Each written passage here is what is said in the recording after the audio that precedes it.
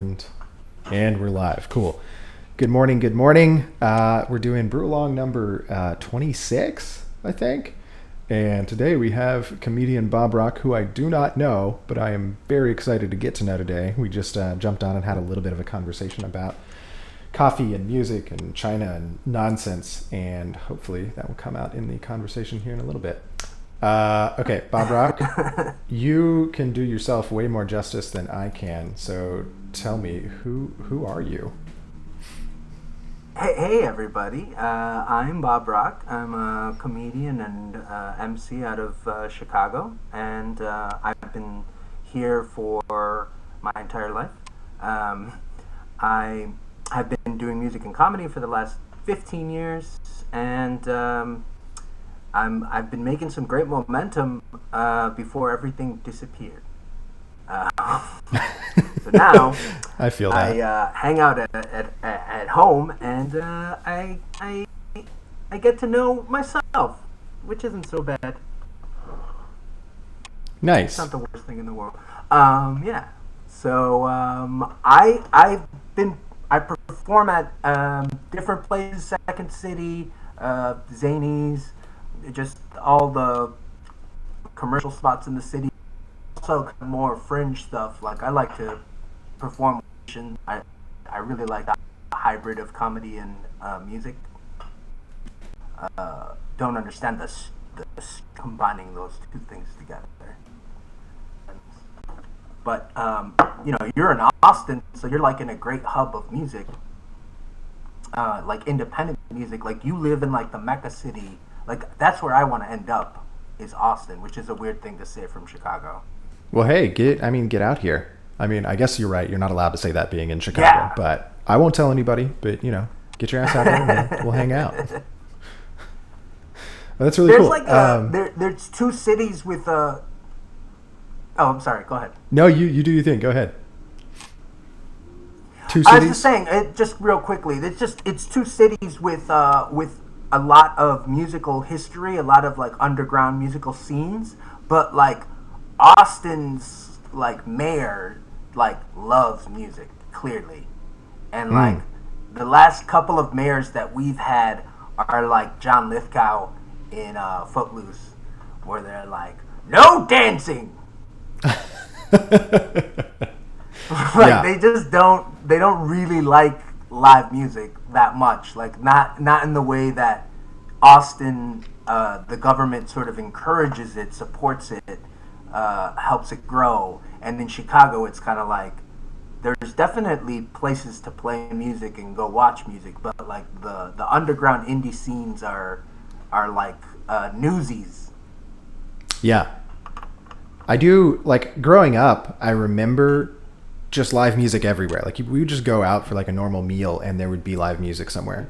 And that's less and less true. I mean, especially nowadays, but, there's other reasons behind that. Mm-hmm. Absolutely. All right. Well, so I have, first question that I always ask is, I want you to tell me your story for like the first cup of coffee that you ever had that was like what is this flavor? What am I tasting? Do you remember that? I'm you know what I'm talking about? I'm a little oh yeah. I'm a little embarrassed because okay, so I'm 37 years old. When I was a kid, the fanciest coffee out there was Folgers. Oh yeah. And those commercials were like would make you think that there is no other coffee that exists in the world, like it's just Folgers. And I want to say that Latinos have been drinking excellent coffee for a very long time. Our like Cafe Bustillo and like all those brands, they have been around since my mom was a kid, and like they're excellent. But I wasn't aware of any of that. I would drink Folgers, and it was okay. The first time that I had like a cup of coffee and I was like, what? Was in Wicker Park in the early aughts. I went to Filter Cafe, which is no longer there. And I had that experience where like some somewhat surly guy in Birkenstocks like sells you a cup of coffee, and he's just like, "Here you go, man."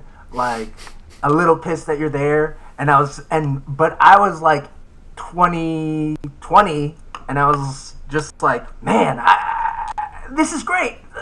A sarcastic barista, like everything's happening. Like I was so excited to have. Yeah, dude, I know exactly what you're talking about. Like that first time, you're like, yeah, this is the vibe that I want, and then it gets old real quick.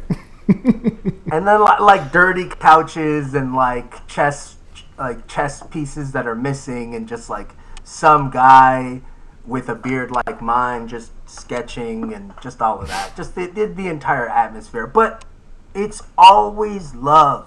But after that, and I'm kind of embarrassed to say this, I don't know if you're familiar with Caribou Coffee. Yeah. So they were out of Minnesota, and at the time, this is like 2011, they were in downtown Chicago, and I started going there. They had a location on UIC campus, and I lived in Pilsen at the time, which is right next door. So I would go there a lot.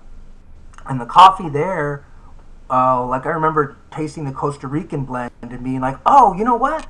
Coffee doesn't taste the same from blend to blend. There are small differences. Whoa, that's even a question that I hadn't thought of. Yeah, very good point. Keep going. Just and I like to call it that is the moment where I like awoke from the coffee matrix, and I was like, wait a minute, Folgers, that's nothing. There's an entire different planet that I have no idea, and this new plane of existence of this amazing coffee, and I had no idea that it existed at all. So I was like, okay, let's start exploring this. And at the time, I was lucky enough that like the third wave was like in full swing, and all of these great places were opening up. Third wave and they were coffee. Still really new. You got to say that with like a magical swipe.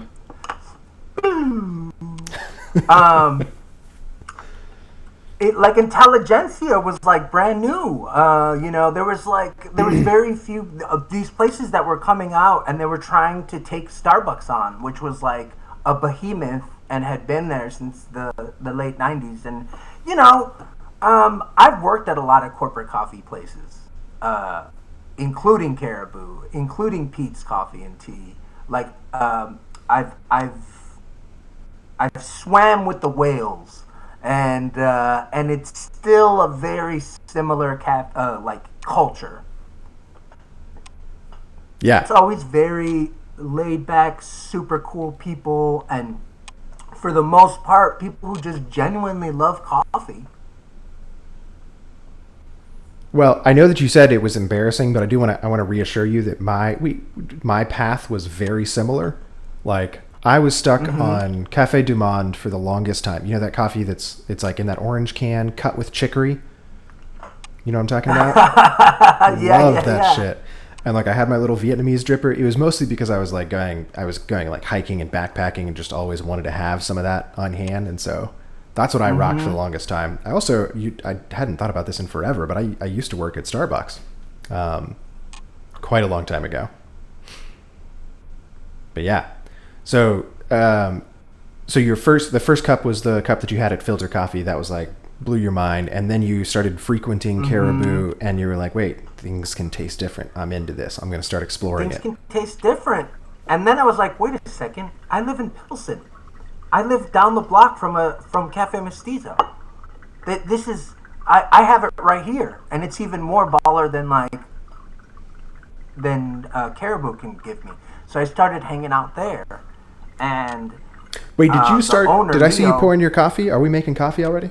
I mean, let's do it. Oh, sorry about that. I just let's get into it. It was sitting here. I know. I don't want to get this. I don't want to let this water get cold. I want to say how responsible I am that I'm pouring with this gooseneck pitcher. Beautiful gooseneck, I think. Beautiful the exact same model in black right there. I really appreciate. Oh yeah. I saw the ones on your site. They're dope. Um, I buy into the control the jet of water philosophy. I don't like too wide of a spout and not being able to control the flow and where it's going and whatnot. Yeah, dude, it's a thing. And like those like tiny spouts are the best because like people like me who have like shaky hands can still maintain some amount of control. Oh yeah, I'm right there with you. So when I would go to Pilsen and I would hang out at Cafe Mestizo, there would be an open mic there once a week. And so besides hanging out there, I was like, you know what? I've always kind of wanted to like perform this or that. So I started performing at the open mic weekly, and rock on. then that turned into performing. That turned into hosting it for 8 years, and then turned into just me doing my own thing. I ended up meeting my wife at that cafe. I ended up getting married, or not married, but ended up having my wedding party at that cafe. Dang, so this cafe's like, got some huge, like that's like your core, your center. yeah. It was a huge place for me, and really taught me everything that I know. Like, so the owner would leave me there because he was like my friend. So he would leave me there, and he'd be like, "Well, I'm gonna go run some errands and get some stuff for the store. Like, you're cool, right?" And he'd like just give me like random amount of cash for payment. Like, it was so shady. But people would ask me for drinks, and I'd be like, "Ah, shit! Like, I don't know. Like, what am I gonna do? Like, I don't know what it means to be a barista." So like, somebody would ask me to make them a drink, and then I would go in the back and I would YouTube how to make a cappuccino, Oh, and that's then beautiful. I would watch the video and then go back and try to make it. And like, so many people, completely justified, were like pissed at what they were getting. Wait, so I have a video that I'm going to send you after this is done. I remember my wife, who's the real coffee guru, she went to go visit a barista competition and left me alone at the shop. And so, being jealous, I decided that I was going to have a barista competition of my own, but with customers who knew absolutely nothing. So all we did was like, and we shot at this really fun video of them, but it was like we had 4 or 5 different customers, and we provided them with all the equipment and the name of the drink and nothing else, and then just saw what they did, what they came up with. Beautiful, absolutely beautiful. But yeah, man, sorry, I'd go love to ahead. see that You just because reminded me of that. I want to share that with you. Oh yeah, because it really is a skill, and I think something that I had to patiently learn for years and years, and learn how to work on manual machines, and then learn how to make a pour over correctly, and then learning all the differences, like all the different toys and stuff, and just really immersing myself through work and through my own interests in coffee more and more and more. And I was like, man, like, I really kind of love this, like, more than anything that I've ever done before. Okay, so here's a And question it's for you. afforded me, sure. Did you go through a pretentious phase where you were like, I know how to do this shit, and I'm gonna tell you everything about the right way to do it? Do you know what I'm talking about? Yes, I did a lot of eye rolling at people for drinking shit, or like when I didn't think that their coffee was like cutting the mustard, like I would go ahead and let them know, like, Did you later get corrected yourself on multiple different things like technique and little knowledge tidbits? Were you humbled from that position? Again, like that's where coffee is so great, because everybody that knew more than me was always so generous with their knowledge, and never made me feel bad about not knowing something. So I think it helped me break that habit, because I was like, why make people feel shitty about stuff that they don't know? It's like, this is a huge community. Everybody's like super nice to each other. Why not keep that vibe going and like be more generous and more open with what I know and more open to learn from other people. Yeah, for sure. No, absolutely. That's like my favorite thing. In fact, what was something that I recently learned? Oh crap! It was kind of a big one.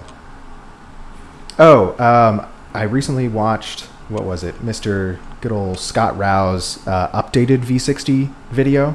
So like I had been following something similar to like a mismatch of multiple different V60 techniques, and then he was like, wait a second, my old technique is awful. This new technique where I like actually spin and swirl the slurry, way better. So that was one thing that I was like, wait, I need to try that. And it is way better, you know? I worked at a Cafe Asado, and they didn't have any drip machines. It was all pour over. And Nice. they would have this row of beehives, which is what I have here. Very nice. And they would have that on this tray that Jason Robicki,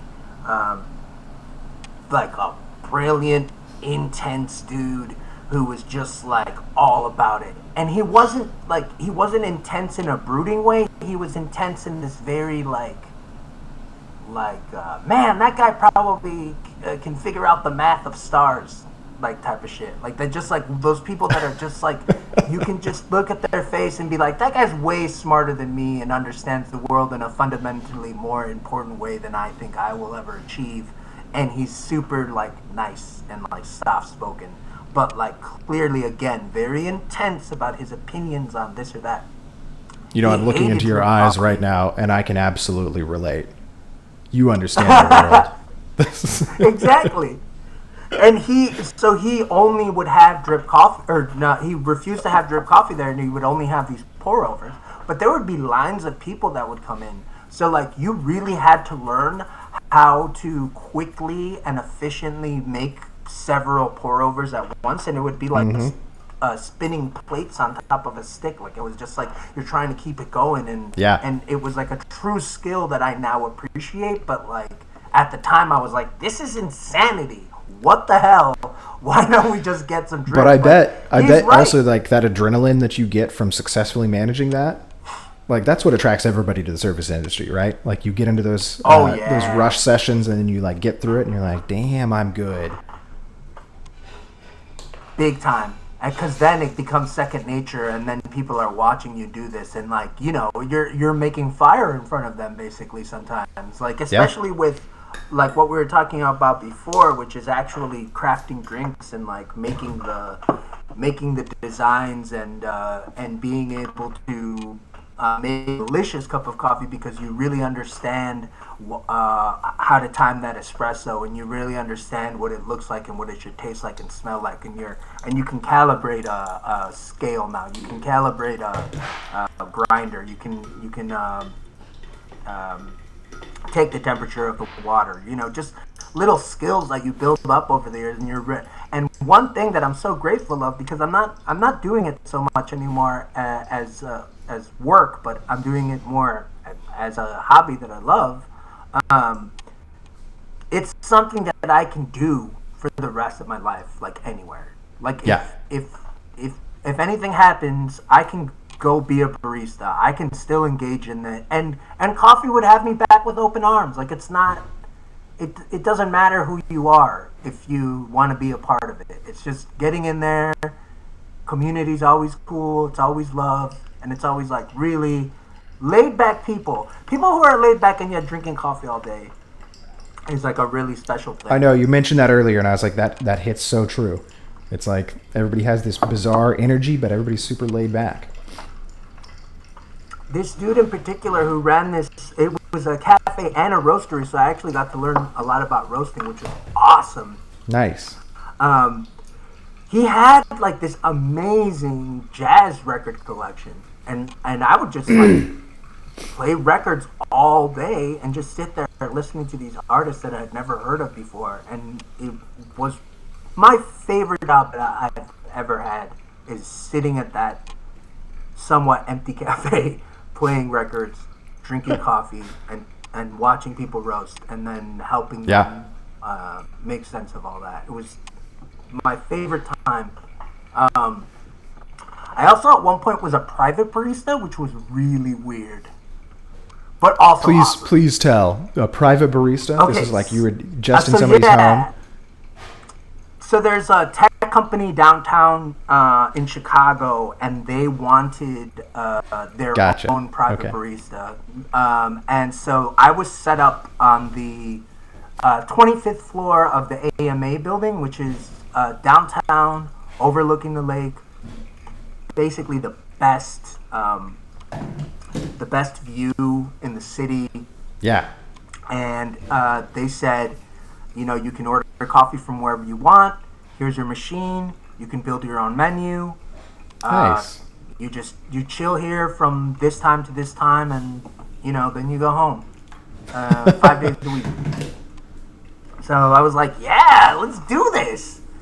And it was pretty fun for like a couple of months, but then slowly people start asking you to do other things that have nothing to do with coffee, and then I'm like cleaning the fridges and like doing all this other stuff, and also like people get comfortable enough to complain about every little thing, and then you're like, this is just coffee. This is just like retail coffee again. Like it's not fun for me anymore.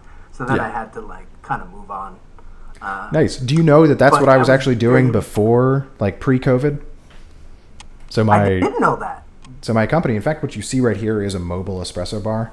Actually, you can't see it in the current shot, but that's what we did. I would send out baristas to offices, never on a daily basis. They would have like their own weekly route, so that you're always changing it up. People are always grateful. It's a treat to have you there, because I was trying to avoid exactly what you were talking about.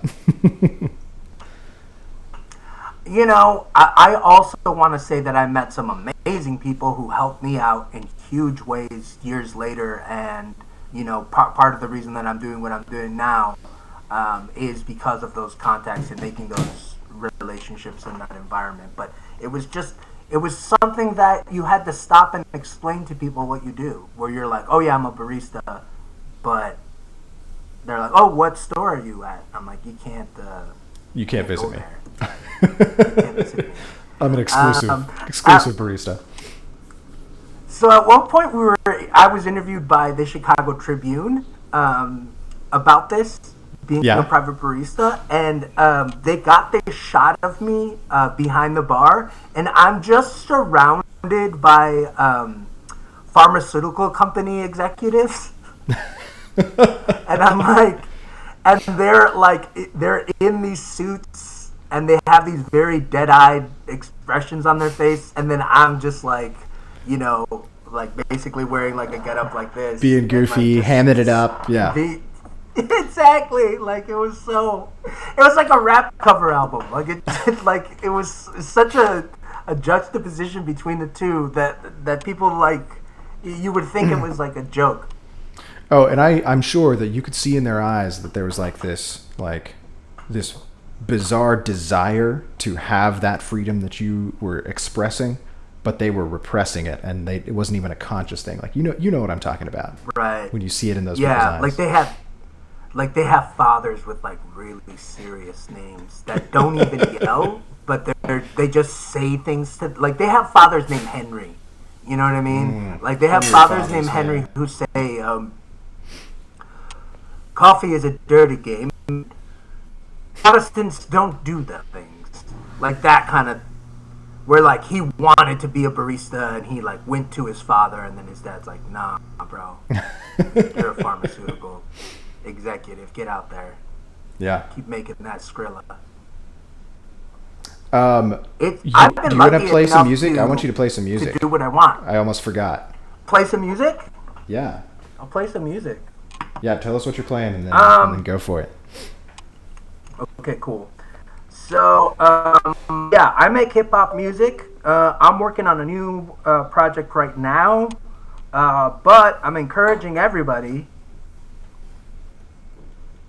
to check out my stuff. Yeah, and we'll drop a link to it in the comments after this is done. Bandcamp. Yeah, appreciate that. So like I said, I got this started in Pilsen. Bob's an advantage, dynamic person. Bob is a people. He's a unique individual. He's one of a kind. He's a people person. Bob is he's a genius. He's an inspiration. He's a man of the people. He's a tireless worker. Is that loud enough? Yeah.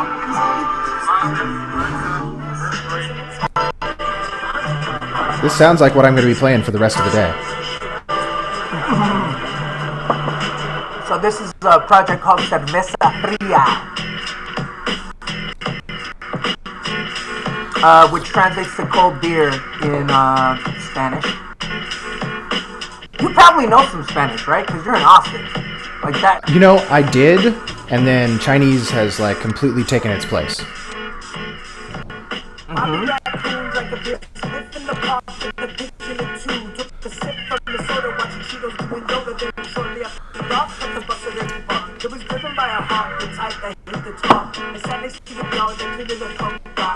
I wrote a really nerdy concept. This is a concept that I wrote. I don't know if you've ever heard of Richard Scarry books.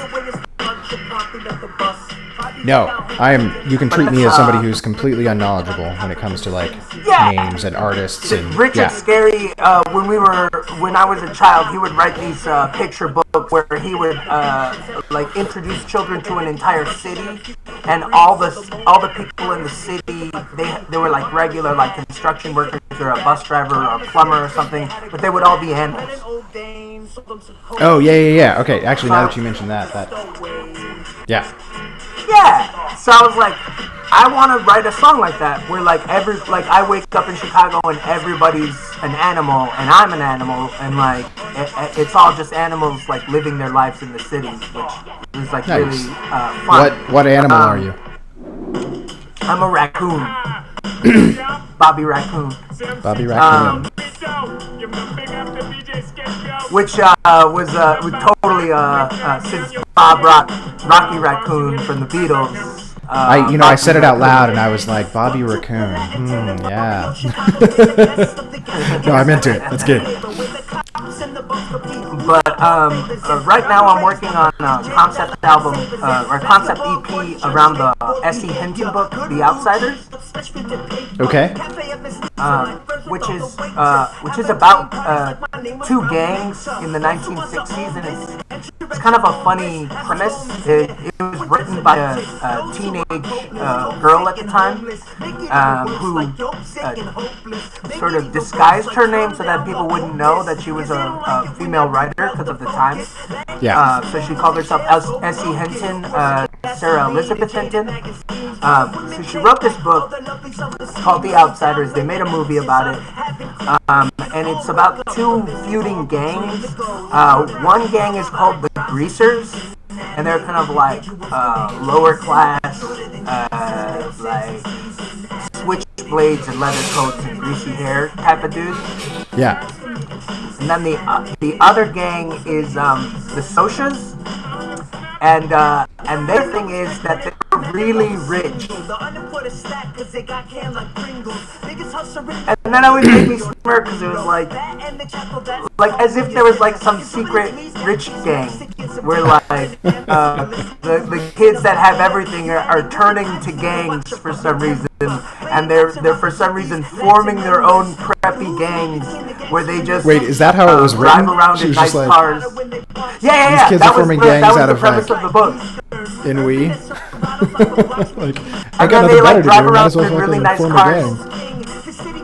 Yeah, Nice. and they would drive around in cars and jump the poor kids. Oh my God. And they would be feuding all the time. And it's like, oh, was this written by a 14-year-old girl? Like like I couldn't tell by like the premise of this book. But I found a lot of value in it. I'm like, oh man, like this is a really funny, kind of interesting. There's a lot of musical themes in this book, death and betrayal and all this stuff. And I was like, I think I could get 4 songs out of this book. So that's what I'm putting the finishing touches on that and about to put that out. And then Okay, definitely make sure you send that to me. That intrigues me for sure. Yeah, I'm really excited about it. I'm such a nerd about how I write music. Number one, I want the beat to be like gotta be fucking awesome. Like it needs to be. That's number one. It needs to sound like a real song. It needs to make my ears perk up. Then the second thing is like, okay, then after that's out of the way, which is like half the battle, like whatever the hell I want to write about, I'm gonna perform it in as if it was like a normal song about anything else. But only when you stop and you're like, wait a minute, what the hell is this guy talking about? Is he talking about a fictitious gang from the 1960s? Like, right. who the hell? Like, why is this guy doing this? And also, I've now made this decision. I'm working with DJ Doug, who's out of North Carolina, and we've decided to write a song about coffee. Ladies and gentlemen. Rock on. Okay. So that's going to be on the next project. We started work on it. It's really fun, and it's what I'm talking about, which is only heads that know about coffee and know what's up are going to be able to decipher what the fuck I'm talking about, and then they're going to be like, oh my god, this thing's talking about coffee. So I'm going to put you on the spot. I'm going to put you on the spot, and you are totally allowed to say no. But I don't know if Jealous has told you that right now we're doing like a coffee dance campaign where we're working with like professional dancers, and we need music. Yeah. If you want to let us use one of those songs, yeah, like if you want to let us use the coffee song and then have that be what dancers dance to, I would be eternally grateful. I mean, if you want to use my song, that's totally cool. I just want to make sure that you like it first. It's not even about me. It's about it's about whether or not the dancers can dance to it. Mm-hmm. And yeah, you can keep that in mind. Feel free to take it back if you're like, I said yes too quickly. Totally fine. I put you on the spot. I know what I was doing. I made this deal with Maxwell House. I'm sorry. Wait, did I ruin something? Yes. Okay. All right, so I think unless you have something that I didn't ask you that I should have, that's my last question. Mm-hmm. There's something I should have asked you, but I didn't. Cool. No, I mean, thank you so much for having me. And, yeah, man, thanks for coming on, sharing your music with us. This is good. I love what you're doing. I love what you're doing. Looking forward to doing more. All right, sweet Joe. I will talk to you soon. I'll probably shoot you a message here in a second, and we can chat offline. But thanks again for joining. I'm kicking you off now. Bye. Cheers. Oh, yeah. We got to do that. Cheers. Stay caffeinated, Joe.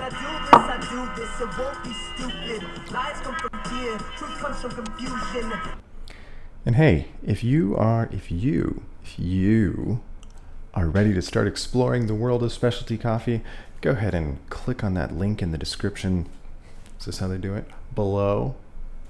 Sign up for the Brew Better Than a Barista program. It'll walk you through the basic steps, the easiest, no-fuss method to get you started brewing world-class coffee on a budget. And it's totally free. Sign up. Let me know what you think. If you have any questions, I'm always here. As always, stay caffeinated. I'm going to pour this all over the place, aren't I? Oh, I did it. No, I ruined it.